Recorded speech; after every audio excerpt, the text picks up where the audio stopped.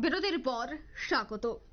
বাংলাদেশে মানব পাচারের ঘটনা নতুন নয়, কিন্তু এবার বাংলাদেশে মানব পাচারকারীদের মূলত টার্গেট বাংলা অর্থাৎ পশ্চিমবঙ্গ। একদিকে পশ্চিমবঙ্গ থেকে গ্রেফতার 5 বাংলাদেশি মানব পাচারকারী, পুলিশের টানা অভিযানে গ্রেফতার বহু বাংলাদেশি মানব পাচারকারী। আমরা জানতাম যে উত্তর পূর্ব বিশেষ করে ত্রিপুরাকে করিডোর হিসেবে ব্যবহার করে মানব পাচারকারীদের মূলত টার্গেট ছিল এই উত্তর পূর্বের রাজ্য, কিন্তু এবার শুধুমাত্র ত্রিপুরা নয়, এবার শুধুমাত্র উত্তর পূর্বের অন্যান্য রাজ্য নয়, এবার কিন্তু টার্গেট রয়েছে পশ্চিমবঙ্গের দিকেও। তবে সেক্ষেত্রে কি উঠে আসছে বিস্তারিত শোনাচ্ছি। গত হাঁসখালি থানা এবং ধানতলা থানার একটা সাইমালটেনাস ড্রাইভ দেওয়া হয়। সেখানে সেই ড্রাইভ দেওয়ার সময় দুটো থানায় কিছু অজ্ঞাত পরিচয় ব্যক্তি হঠাৎ তাদের নজরে আসে। তারা যখন জিজ্ঞাসাবাদ করা শুরু করলো বুঝতে পারলো যে এরা বাংলাদেশি আছে। তো বাংলাদেশি যে নামগুলো আছে, পিন্টু শেখ আছে, ওরা সোনাডাঙ্গা পিএস এর অন্তর্গত, ডিস্ট্রিক্ট খুলনা, বাংলাদেশের। আর একজন আছে এমডি ইমরান, মোরেলগঞ্জ পিএস এর, ডিস্ট্রিক্ট আছে বাগেরহাট। আর ধানতলা থানা থেকে যারা আছে, যাদেরকে ধরা হয়েছিল, ফাহেক শেখ ছাপাই নবাবগঞ্জের, এমডি মাহবুল শেখ ও নবাবগঞ্জেরই আছে। আর একজন আছে যে মাইনর আছে, তাদেরকে আমরা জেজেবি বোর্ডে পেশ করা হয়েছে অলরেডি। বাকিদের আমরা অলরেডি 14 ফরেনার্স অ্যাক্টে আমরা ফরওয়ার্ড করে দিয়েছি।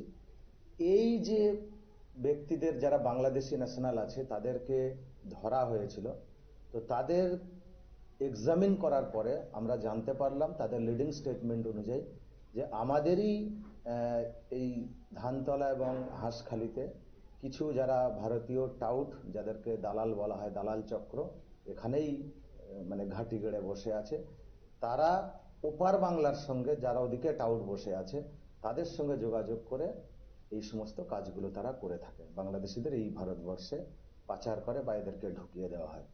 তো এই যে জায়গাটা আছে, তারপর যে সমস্ত টাউটদের আমরা অলরেডি আইডেন্টিফাই করেছি এবং অ্যারেস্ট করেছি, তারপরেও আমরা জিজ্ঞাসাবাদ করে আরো অনেক যারা আছে টাউট এখানে বসে আছে তাদের লিস্ট আমরা পুরোপুরি পেয়ে গিয়েছি। তো এতদিন আমরা বিভিন্ন ফেস্টিভ সিজন, আপনারা জানেন, পুলিশ পুরোটাই ল অ্যান্ড অর্ডারে এনগেজ ছিল।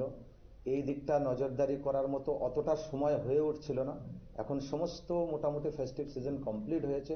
আমরা পুরোপুরি এই যারা টাউট আছে, আপনাদের মাধ্যমে আমরা একটা পরিষ্কার বার্তা দিতে চাই যে তাদেরকে সাবধান করে দেওয়া হচ্ছে যে আমরা এবার কিন্তু হাত ধুয়ে তাদের পেছনে লেগে যাব। কারণ আপনারা শুনলেন পুলিশ আধিকারিকের বক্তব্য। আমি আরো বিস্তারিত জানবো। টেলিফোন লাইনে যুক্ত হয়ে গেছে পশ্চিমবঙ্গ থেকে বিশিষ্ট সাংবাদিক অঞ্জন শুকুল। অঞ্জন বাবু, যে 5 জনকে গ্রেফতার করা হয়েছে তাদের পরেও আরো বেশ কয়েকজনের নাম জানা গেছে, কিভাবে চলছে এই মানব পাচার, কিভাবে এই গোটা চক্র কাজ করছে?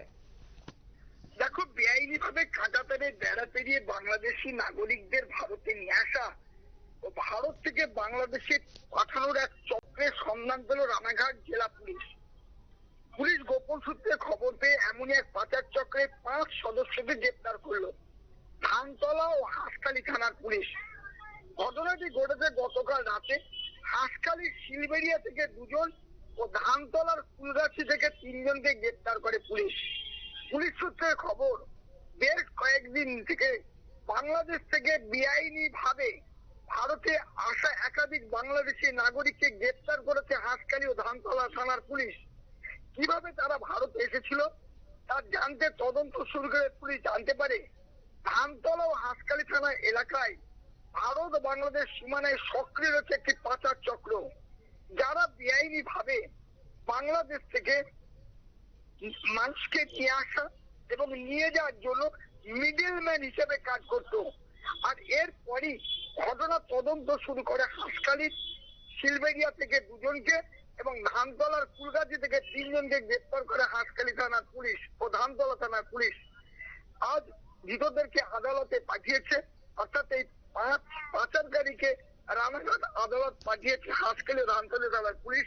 আর এ বিষয়ে সাংবাদিক সম্মেলন করে রানাঘাট জেলার অতিরিক্ত পুলিশ সুপার লালদা জানিয়েছেন যে তারা এই চক্রের পুরো শিকড় পর্যন্ত পৌঁছানোর চেষ্টা করছে। তোমাকে বলে রাখি, এই যে নদিয়া জেলা সীমান্ত লেগে একদিকে সোনা পাচার, অন্যদিকে এই যে বাংলাদেশ থেকে অবৈধভাবে ভারতে প্রবেশ করছে এবং তাদের যে জাল নথি অর্থাৎ আধার কার্ড তৈরি করে ভারতে বসবাস করার সুযোগ করে দিচ্ছে, এই চক্র কিন্তু তার সাথে ওতপ্রোতভাবে জড়িত। আরো একটা বিষয় লক্ষণীয় যে এই যে আধার কার্ড তৈরি করছে তাতে শাসক দলের মদত কিন্তু রয়েছে। শাসক দলের মদত ছাড়া কিন্তু এত বড় চক্রে কাজ করতে পারে না পুলিশ প্রশাসনের নাকের ডগায়। আর গ্রেপ্তার হওয়ার পরেই বিরোধীরা কিন্তু বলতে শুরু করেছে যে আজকে নয়, দীর্ঘদিন ধরে চলছে, পুলিশ দেখেও কিন্তু নিশ্চুপ ছিল। ধন্যবাদ অঞ্জন বাবু। অর্থাৎ পুলিশ সেখানেই রয়েছে, সেখানে আধা সামরিক বাহিনী রয়েছে এবং বিএসএফ রয়েছে, কিন্তু তারপরেও বিএসএফ এর চোখে ধুলো দিয়ে কিভাবে এই পাচার বাণিজ্য চলছে। অন্যদিকে ইতিমধ্যেই যাদেরকে গ্রেফতার করা হয়েছে তাদের জিজ্ঞাসাবাদের পর আর কার কার না মূল মাস্টার মাইন্ডের নাম উঠে আসে কিনা তার দিকেও কিন্তু নজর রয়েছে এবং পুলিশ তদন্তে কি বেরিয়ে আসে সেটাই দেখার। নিয়ে নিচ্ছে এই মুহূর্তে ছোট্ট একটি বিজ্ঞাপন বিরতি।